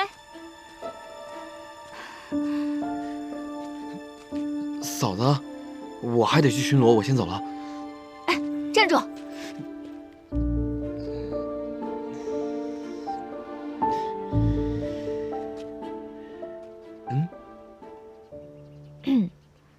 将军已经把圣旨上的事都告诉我了。啊？他跟你说了？嗯。他特地嘱咐我，让我千万不要告诉别人。嫂子，你千万别往心里去啊！皇帝招他当驸马的事儿，他自己也是不情愿的。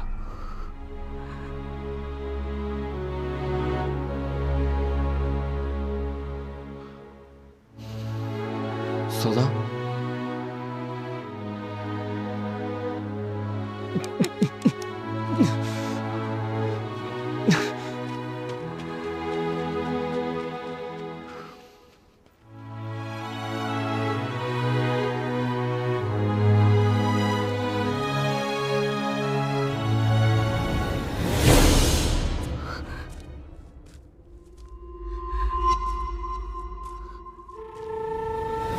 袁不屈，你竟敢抗旨不遵，无视圣上，无视公主！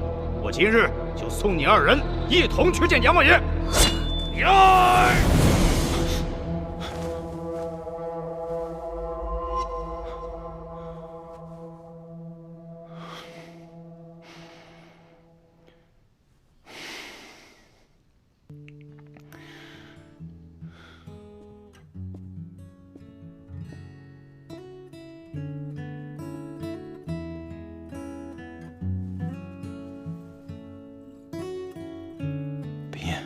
圣旨上的事情，我都已经知道了。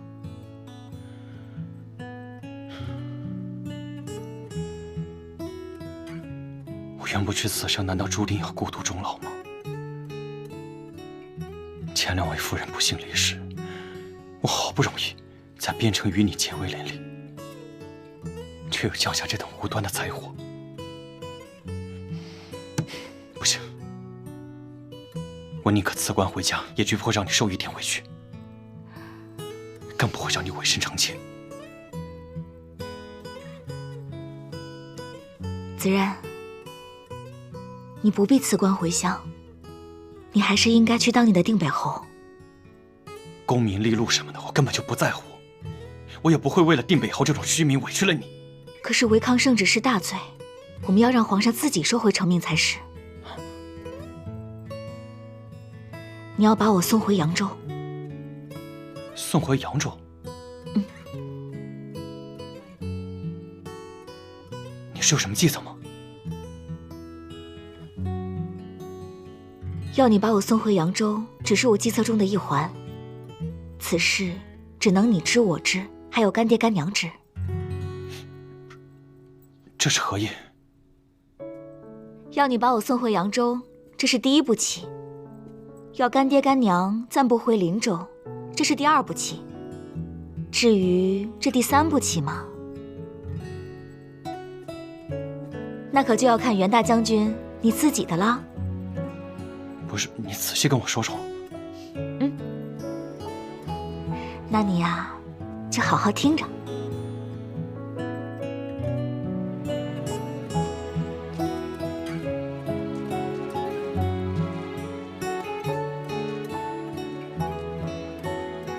子然，好事多磨，我们且再磨上一磨。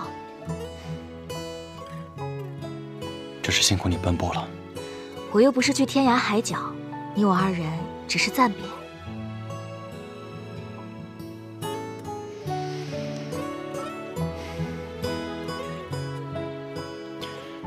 我原不去今生有福，能娶到你这样一位蕙质兰心、有起死回生妙计的。能不能柳暗花明，现在还很难说。凡事你多跟干爹商量。好，你放心。那我走了。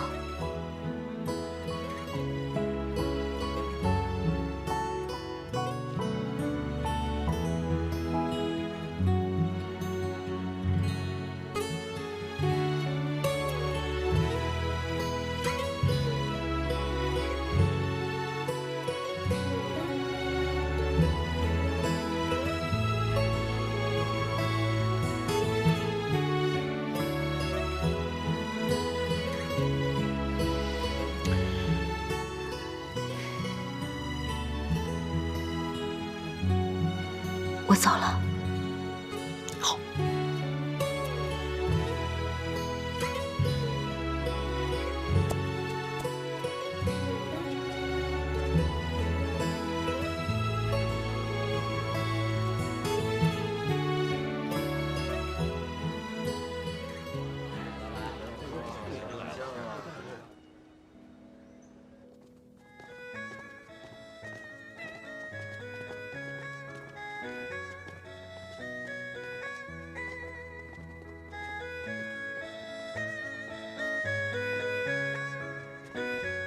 奶奶，哎呀，你们两个终于肯回来了，来让我看看。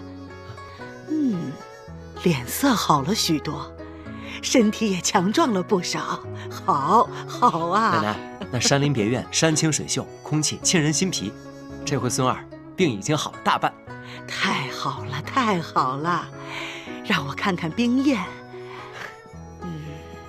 瘦了不少，哎呦，我都心疼你了。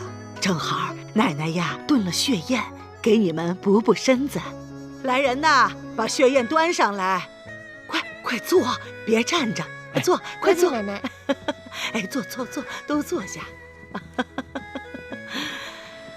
我说天磊啊，你这气色看起来的确好了很多呀。外祖母您瞧瞧，天磊似乎黑了一点啊。你这么一说呀，还真是有点黑。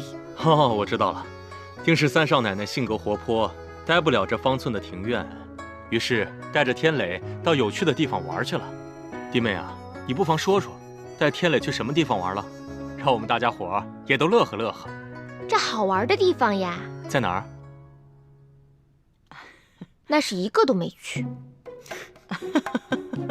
日日待在房中？也不是。奶奶，我和天磊为您抄了佛经呢。小喜。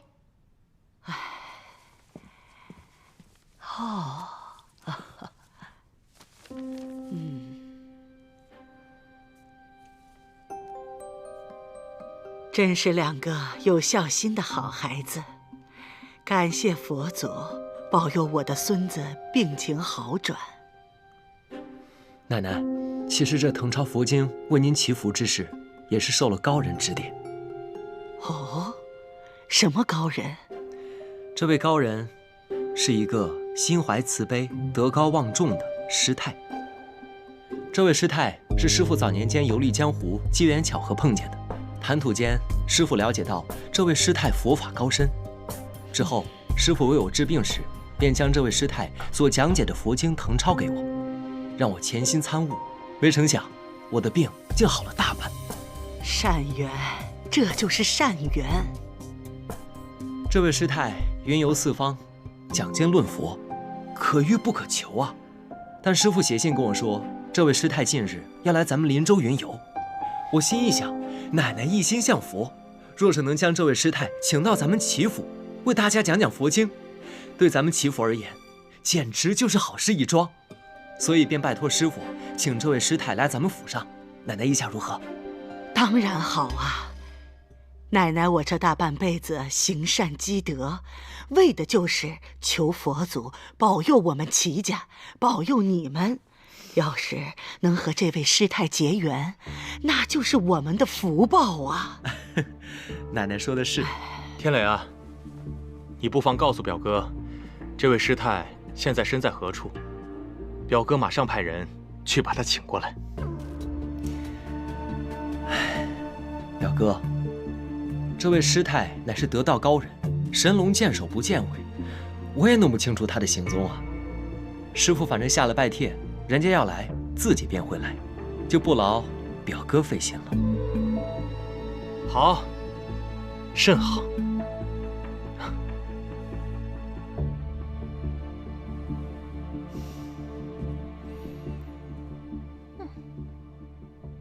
讲讲吧，三公子跟三少奶奶这一路可有任何异常啊？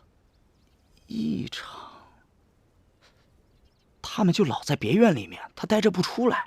我怀疑他俩压根就没有在别院里。这我们柯少爷都知道了，还有没有其他的？就是这个去别院的路上嘛，这个三少奶奶的丫头说是要给三少爷呢置办点补药，她又担心这别院的四周没有药铺，然后她就在途中进了一家药铺，但是全程我都盯着呢，她装完药立马就上车了，没什么异常。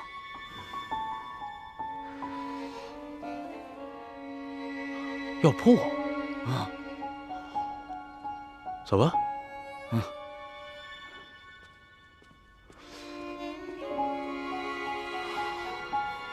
药，庆润堂，就这家铺子，当天小喜姑娘亲自去买的药。这白天关门，不做生意了？你去敲门，就说你买药。啊？不，这不什么呀？耽误了大事，弄死你！哎，给脸不要脸！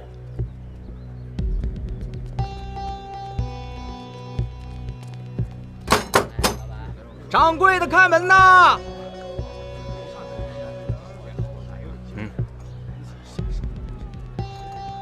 掌柜的，我来买药啊！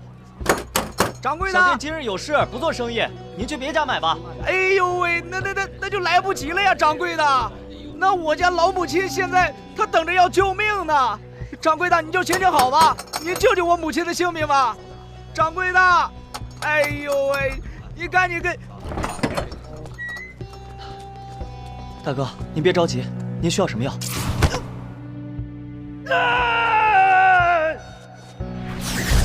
我也不知道啊，他早上起来就四肢抽搐，还神志不清，这吃什么药啊？快进来，快进来！哎，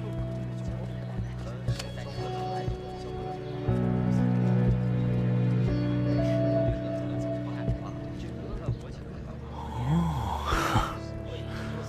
原来是这么回事儿啊！原来如此，光注意三少爷和三少奶奶了，竟然把江州的那个小子给忘了。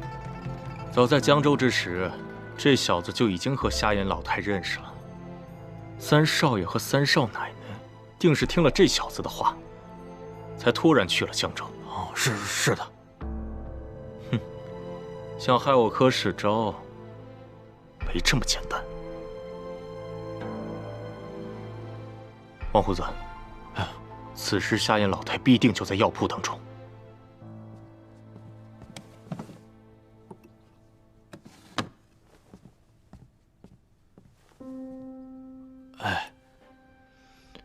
无论你用什么办法，务必要在瞎眼老太出现之时，让这瞎眼老太沾上毒粉。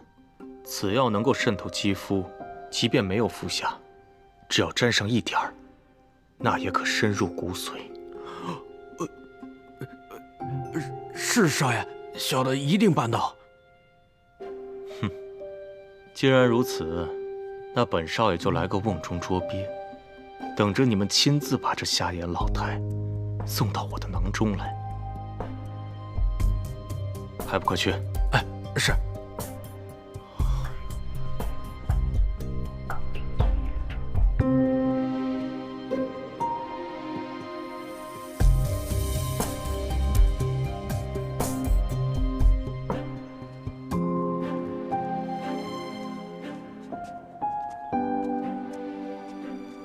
师太，今日你我的冤屈就要昭示宇宙，让那欺负的老太君知道柯世昭的丑恶嘴脸。齐三少爷吩咐过，让我们神不知鬼不觉，打他个措手不及，让他无从招架。齐三少爷和少奶奶会在府内接应咱们。你放心，我一定知无不言，言无不尽，为我儿子伸冤。哎，我已备好马车，咱们还是小心些好。来。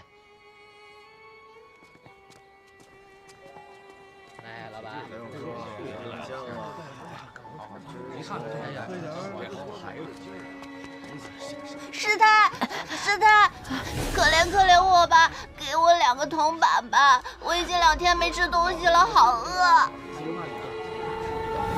师太，给你，快走吧，我们还有急事。谢谢师太，谢谢师太，谢谢师太。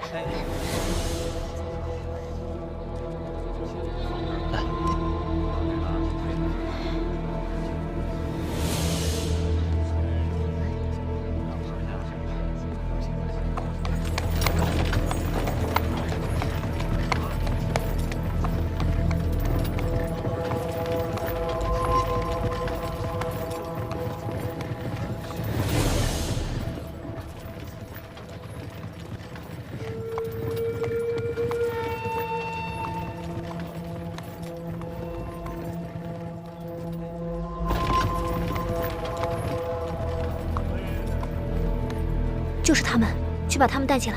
是。走。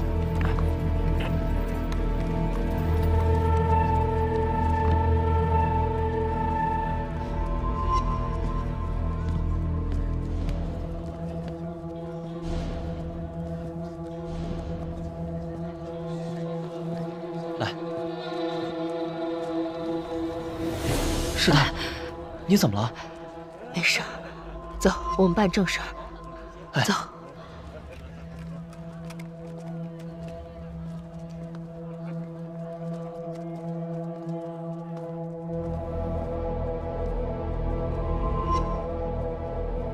奶奶，师太已经到咱们齐府大门口了，快快有请。是。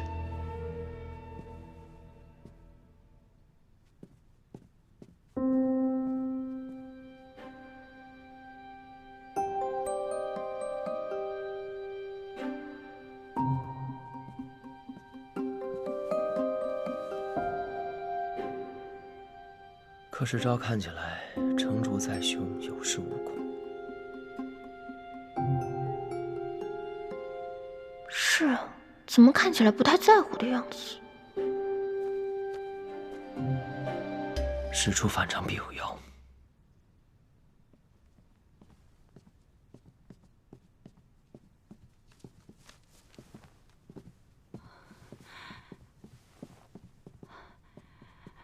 阿弥陀佛，敢问尼师法号？贫尼法号陆玄，路经贵宝地，得知齐老夫人慈悲为怀，一心向善，又受刘施主结缘牵线，特来拜会。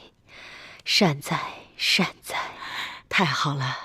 愿和师太深参佛法一二。师太，请。小巧，上茶。是。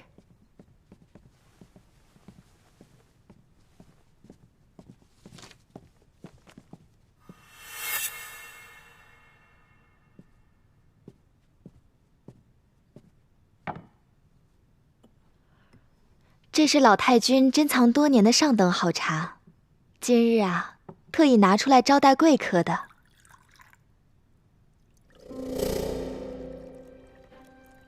奶奶，那我跟冰燕也讨一口好茶喝，听听师太评这红尘中的禅意。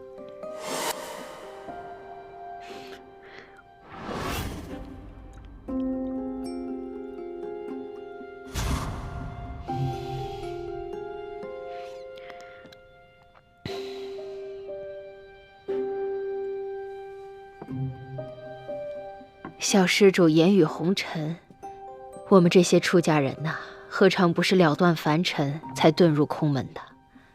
老尼在出家之前，也曾有过一段血海深仇。